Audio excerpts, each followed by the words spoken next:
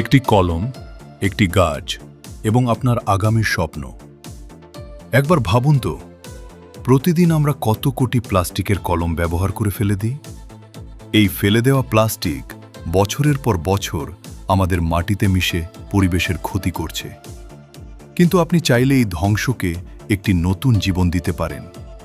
আকাশ আর নীলিমা দুজনেই office colleague. একদিন কাজের ফাঁকে আকাশ খেয়াল করল নীলিমার কলমের কালি শেষ হয়ে গেছে।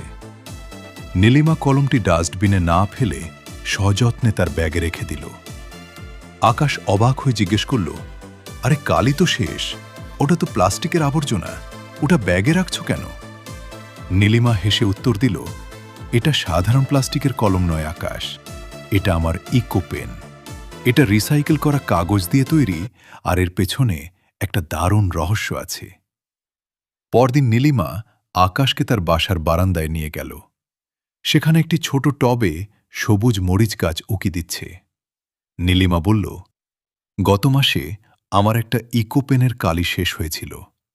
এই কলমগুলোর পেছনে ছোট একটি ক্যাপসুলে বীজ থাকে। আমি কলমটি মাটিতে পুঁতে দিয়েছিলাম, আর আজ দেখো সেটা একটা প্রাণবন্ত গাছে পরিণত হয়েছে। আকাশ অবাক হয়ে দেখল, যে কলমটি সাধারণত শত বছর ধরে পৃথিবীতে প্লাস্টিক বর্জ্য হিসেবে টিকে থাকত, নীলিমার হাতে সেই কলমটি এখন অক্সিজেন দিচ্ছে। নীলিমা যোগ করল, ভেবে দেখো আকাশ, আমরা প্রতিদিন কত হাজার প্লাস্টিক কলম ফেলে দিই যা মাটির ক্ষতি করে। কিন্তু এই একটা ছোট বদল, কাগজের কলম ব্যবহার করা, পৃথিবীকে শুধু প্লাস্টিক মুক্তই করে না, বরং নতুন সবুজের জন্ম দেয়। সেদিন আকাশও সিদ্ধান্ত নিল, এখন থেকে তার প্রতিটি লেখাই হবে পরিবেশের জন্য একটি করে উপহার।